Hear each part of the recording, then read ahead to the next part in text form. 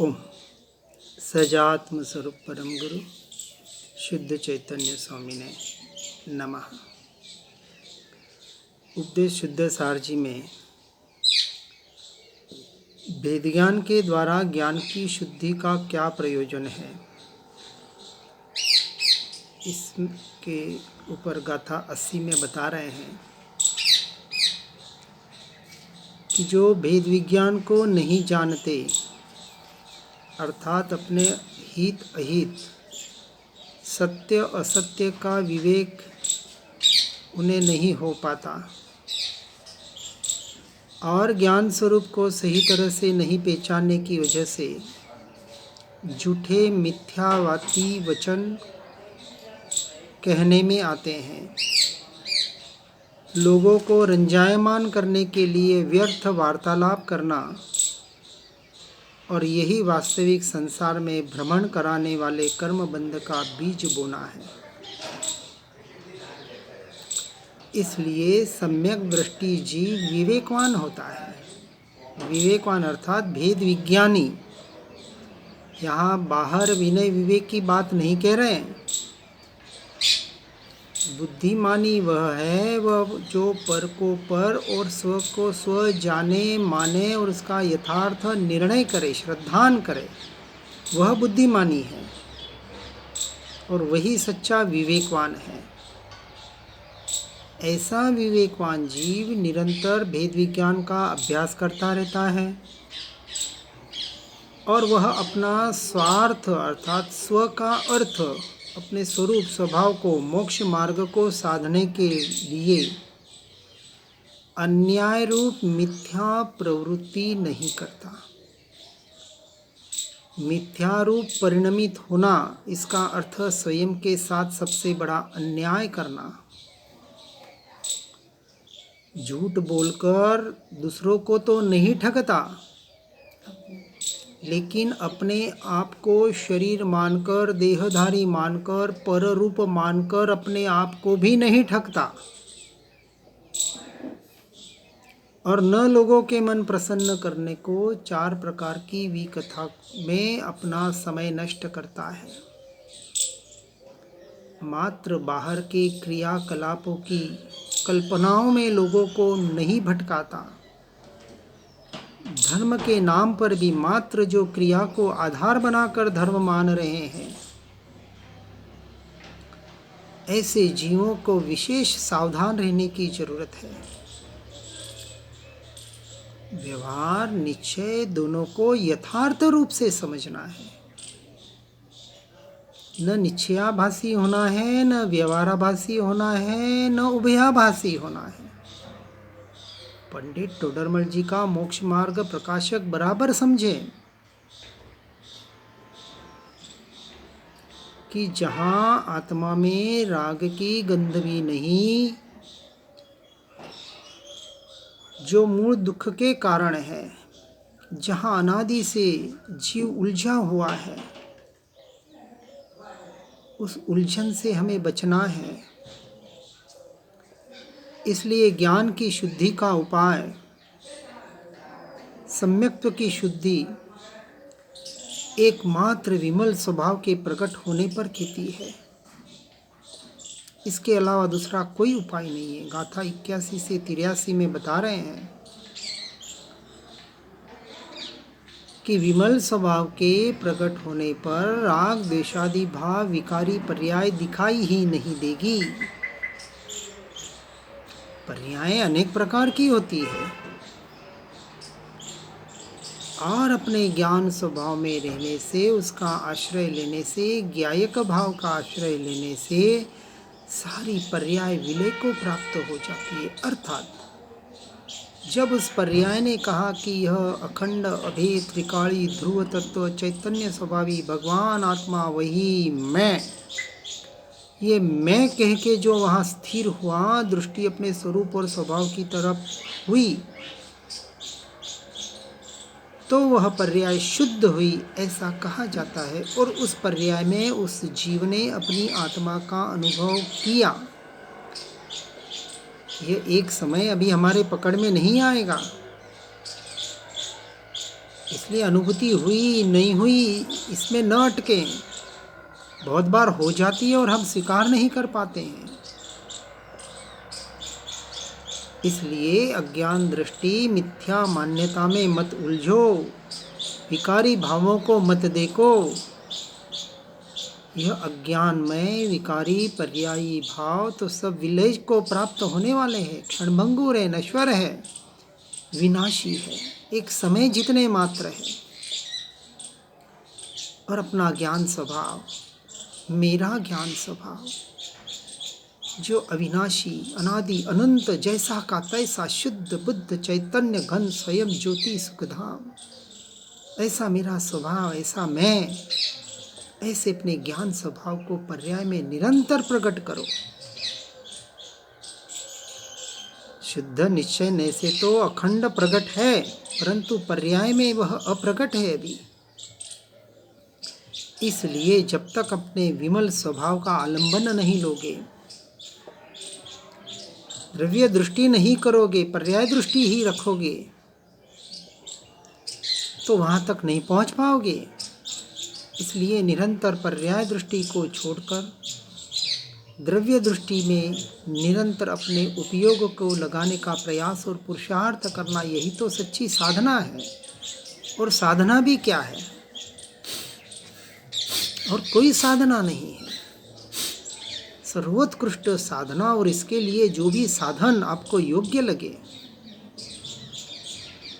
आपको अच्छे और सच्चे लगे, मात्र अच्छे नहीं, विचार करें कि मेरा उपयोग मैं अपने ज्ञायक भाव की तरफ ले जा पा रहा हूँ कि नहीं, उसमें स्थिर हो पा रहा हूँ कि नहीं, स्वयं को पता चलेगा, कोई बता नहीं पाएगा। कोई यंत्र मंत्र तंत्र बाहर की क्रिया इसमें काम आने वाली नहीं है। एकमात्र ज्ञान स्वभाव की साधना में रत रहो। भावलिंगी संत कह रहे हैं, निरंतर भेद ज्ञान भेद विज्ञान के द्वारा तत्व निर्णय करते रहो, पर्याय को मत देखो, इसमें मत उलझो। ज्ञान से ही ज्ञान प्रकट होता है, पर द्रव्य पर भावों से नहीं। जब तक ज्ञान को ज्ञान में, उपयोग को उपयोग में स्थिर करने का पुरुषार्थ ही नहीं होगा, तो ये पढ़ना सुनना क्या काम का? हम कुछ भी पढ़ते हैं, सुनते, अभ्यास करते हैं, किस लिए? कुछ मेनू बनाना हो, कुछ सीखना हो, कुछ करना हो, तो उसकी हम ट्रेनिंग लेते हैं, किसी से सीखते हैं, चाहे पढ़ सुनकर हो या किसी के पास रहकर हो। और फिर पढ़ सुनकर सीखने के बाद चुपचाप बैठ नहीं जाते। जो बैठ जाते हैं उस चीज को प्राप्त नहीं कर पाते हैं। ये जो व्यवहार से ज्ञान प्राप्त किया जा रहा है, किसका ज्ञान? स्वभावी भगवान आत्मा का। शुद्ध निश्चय नए, ये खाली कहने के कथन मात्र नहीं है, हमारे उपयोग का विषय है। हम अपने उपयोग को उपयोग में अपने ज्ञायक भाव की तरफ कितना स्थिर कर पाते हैं। इसलिए ज्ञानोपयोग करने से ज्ञान बढ़ता है। ज्ञान स्वभाव, ज्ञान का बढ़ना अर्थात कितने शास्त्र याद किए, कितना याद किया, उसका नाम ज्ञान का बढ़ना नहीं है। ज्ञानोपयोग और दर्शनोपयोग जो निरंतर स्वयं से स्वयं में ही स्थिर हो रहे हैं, ऐसे ज्ञान को ज्ञान में स्थिर करने से ज्ञान स्वभाव की स्थिरता का बढ़ना, शुद्धोपयोग का बढ़ना, उसको कहा ज्ञान का बढ़ना। अपने उपयोग की स्थिरता का नाम ज्ञान का बढ़ना है। और जैसे जैसे यह ज्ञान भाव बढ़ता है, सारा ज्ञान जड़ मूल से विलय को प्राप्त होता है, जड़ मूल से, जो आज दिन तक जीव नहीं कर पाया। इसलिए सम्यक दृष्टि जीव आगम का ज्ञान करके, सत्संगतियों का संग करके, अपने स्वरूप का यथार्थ बोध करके उसमें निरंतर आगे बढ़ने का प्रयास और पुरुषार्थ करता है।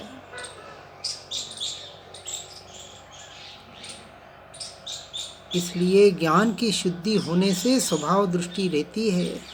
आगे की गाथा में कहते हैं, अपना विमल शुद्ध स्वभाव, स्वस्वभाव ही दिखाई देता है, क्योंकि आत्मा मैं ज्ञान स्वभाव ही तो हूँ, अन्य में और कुछ हूँ ही नहीं।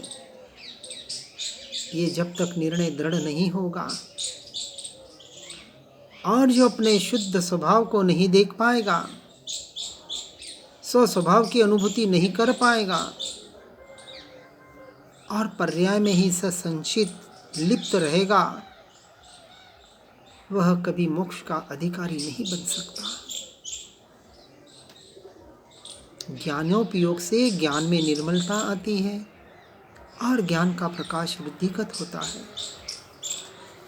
और ऐसे विमल स्वभाव में रहने से ही केवल ज्ञान प्रकट होता है। केवल ज्ञान पाना है, इस जन्म मरण रूपी भव भ्रमण से छूटना है, तो इसके अलावा दूसरा कोई उपाय नहीं है। शुद्धात्मा को जाने बिना, अपने स्वरूप और स्वभाव को जाने बिना भले कितनी ही ढेर सारी क्रियाएं कर ले मन वचन काया के द्वारा,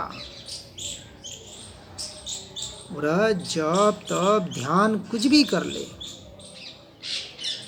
जब तक ज्ञान स्वभाव का आलंबन नहीं है, स्वरूप और स्वभाव का आलंबन नहीं है, तब तक जीव तत्व को उपलब्ध नहीं हो पाता है, अपने स्वरूप को, अपनी आत्मा को नहीं जान पाता है। ज्ञान से ही आत्मा जाना जा सकता है और कोई उपाय नहीं है। इसलिए ज्ञान ही आत्मा है, आत्मा ही ज्ञान है, इस अपेक्षा से कहा जाता है। गाथा 88-90 में कह रहे हैं, जहाँ पर्याय पर दृष्टि पर रहती है, अर्थात जो कर्म जनित शरीरादि पर्याय को ही देखता है, पर द्रव्य प्रभावों की ओर ही देखता है, वह अपने आत्म स्वभाव को अर्थात ज्ञान स्वभाव को छोड़ देता है, या यूं कहे छूट ही जाता है। जो पर और पर्याय को ही देखने जानने में लगा रहता है, इससे वह दुख का बीज बोकर संसार में महान कष्ट को पाता है। और इसके विपरीत जो पर्याय को नहीं देखता है, अर्थात अपनी दृष्टि को द्रव्य पर ही रखने का निरंतर प्रयास और पुरुषार्थ करता है, उसकी पर स्वभाव से पैदा होने वाली पर्याय ही विलय को प्राप्त हो जाती है। अब वो पर्याय निरंतर स्वद्रव्य की ओर, स्वभाव की ओर ही ढलती है, और हमें इसी का अभ्यास करना है, इसी का प्रयास और पुरुषार्थ करना है। यही वास्तविक सच्चा मोक्ष मार्ग है। इसलिए ज्ञान पूर्वक अपने ज्ञान स्वभाव में रत रहने से, विमल स्वभाव की साधना से ही निर्वाण की प्राप्ति की जा सकती है, अर्थात संसार से मुक्त हुआ जा सकता है। इसके अलावा दूसरा कोई भी उपाय भावलिंगी संतों के पास तो नहीं है, क्योंकि जो सिर्फ और सिर्फ सत्य परमार्थ मार्ग का ही प्ररूपण करते हैं, ऐसे भावलिंगी मुनि, अर्थात जब यह अनुभव तभी होगा जब सर्व पर के आश्रित व्यवहार का मोह त्यागा जाएगा, व्यवहार में जो धर्म बुद्धि कर रखी है उसका त्याग होगा। पर पदार्थ का परमाणु मात्र भी हितकारी नहीं है, ऐसा निर्णय होगा, निश्चय होगा। व्यवहार धर्म, व्यवहार सम्यक दर्शन, ज्ञान, चारित्र का जितना बाहर का विषय है, जो पर के लक्ष्य से है, वह सब त्यागने योग्य है।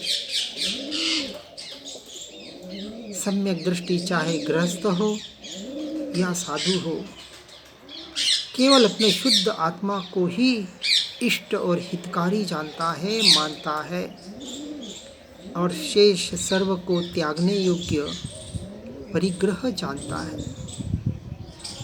अंश मात्र भी पर्याय का लक्ष्य नहीं रखता। यद्यपि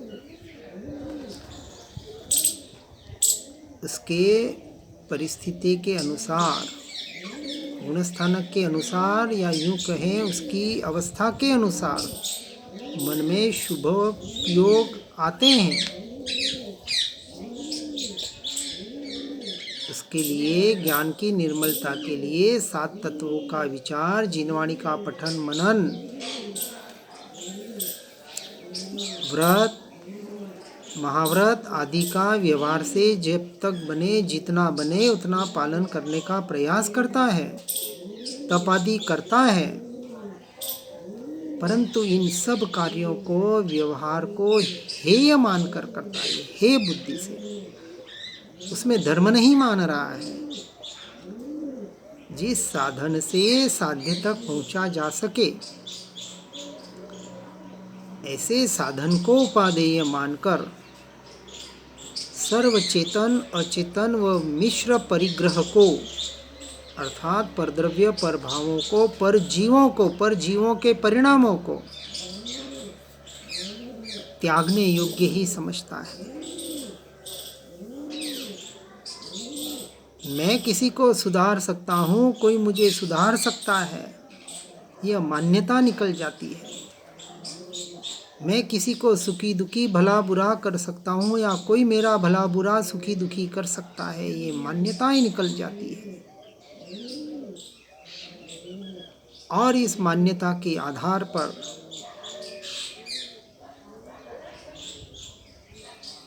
वह जीव मोक्ष मार्ग में आगे बढ़ता है।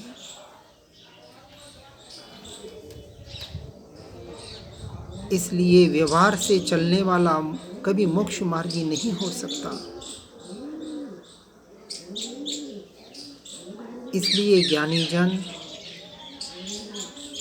निश्चय पदार्थ को छोड़कर, अर्थात अपने द्रव्य को, अपने स्वरूप को, स्वभाव को छोड़कर व्यवहार रूप पर्याय में प्रवर्तन नहीं करते। व्यवहार से मोह नहीं रखते, इसमें एकत्व ममत्व नहीं करते, उसे हेय मानकर ही करते हैं, उपादेय नहीं मानते। और जो एकमात्र अपने शुद्ध आत्मा का आश्रय करते हैं, उन्हीं के कर्मों का क्षय होता है और निर्वाण की प्राप्ति के मोक्ष मार्ग के अधिकारी बनते हैं। इसलिए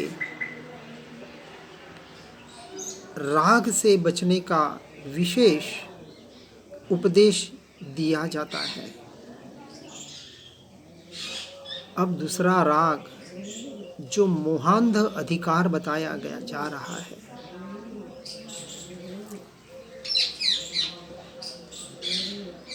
यहाँ कहते हैं कि संसार का कारण, मूल आधार अज्ञान, मोह, राग, द्वेष है।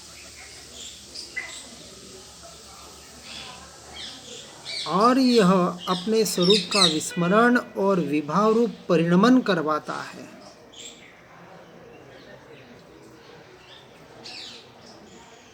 इस तरह से वहाँ से निरंतर बचने का हमें प्रयास करना है। इसके लिए गाथा 90 में कहते हैं कि रागादि भाव पैदा होने से चारों गतियों में भ्रमण करना पड़ता है। राग होने से विषयों की आसक्ति होती है। अपने विमल स्वभाव आत्मस्वरूप को जानने, स्वीकार करने से ही राग विलय को प्राप्त होता है। अन्यथा कोई उपाय नहीं है। इसलिए ऐसे जनरंजन राग से हमें छूटने का प्रयास और पुरुषार्थ करना है। राग के यथार्थ स्वरूप को जानकर उसमें प्रशस्त अप्रशस्त की कल्पनाएं हटाकर इन सब से छूटकर एकमात्र अपने स्वरूप और स्वभाव की साधना आराधना करना, घुमा फिरा के बात तो एक ही आएगी कि जीव जब तक इससे छूट नहीं पाएगा तब तक जो पाक्षिक राग हमने पहला देखा वहाँ से छूट नहीं पाएगा। इसलिए पाक्षिक राग अर्थात अपने मत संप्रदायों के जो आग्रह हैं वहाँ से जीव को छूटना पड़ेगा। दूसरा राग शरीर राग। जनरंजन राग का दूसरा भेद शरीर का राग है, अर्थात शरीर संबंधी राग में युक्त होना और उसका सहयोग करने से विषयों की आसक्ति ही बढ़ती है। शरीर की तरफ देखना, शरीर को महत्व देना, यही अज्ञान का आश्रय है और इससे मिथ्यात्व और शल्य सहित होकर शरीर में लीन रहना, उसकी पकड़ रहने से कर्म बंध करके अधोगति में वास करने का रूपी कर्म को बांध देता है। इसलिए इससे भी हमें निरंतर बचने का प्रयास और पुरुषार्थ करना है। स्त्री पुरुषों के शरीर को देखकर शरीर रूप मानना, शरीर रूप परिणमित होना, यह सारे मिथ्यात्व के लक्षण हैं, जिससे अपने आत्मस्वरूप का बोध नहीं होता और शरीर में ही रंजायमान रहता है। शरीर स्वस्थ रहे और खूब विषयों का भोग भोगूं और ऐसी रुचि से अन्याय अभक्ष अनीति का सेवन करता है, मायाचारी करता है। जो शरीर पुद्गल परमाणु का पिंड, अशुचि, मल मूत्र मांस हड्डी का ढांचा, सड़न गलने वाला, क्षणभंगुर नाशवान है, अज्ञानी जीव उसमें एकत्व करता है, ममत्व करता है, उसको टिकाने वाला अपने आप को कर्ता भोक्ता मानता है। उसे शरीर से भिन्न में चेतन तत्व आत्मा हो इसका बोध ही नहीं होता। इसलिए ऐसे अंतरशल्य विकल्प पर्यायाशित अज्ञान दशा में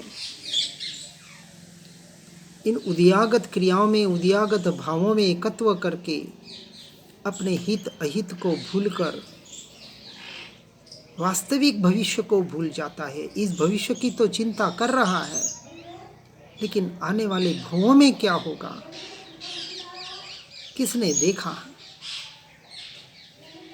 ऐसा कहकर उसको उड़ा देता है। ऐसे जीव तत्व को कैसे पा सकते हैं? ऐसे महामूर्ख और अज्ञानी हैं। इसलिए किसी भी विषय की आसक्ति होने तक मन सक्रिय और चंचल रहता है। पांचों इंद्रियों के विषयों का पूर्ण संयम होने पर ही मन का संयम हो सकता है। हर जीव इस बात को सुनकर समझकर परद्रव्य पर भावों से हटकर एकमात्र स्वद्रव्य स्वभाव की आराधना में ही रहने का प्रयास और पुरुषार्थ करे।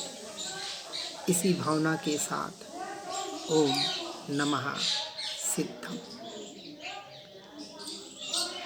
जिन वाणी के ज्ञान से हो सम्यक श्रद्धा, हो चारित्र महान पाऊं पद निर्वाण।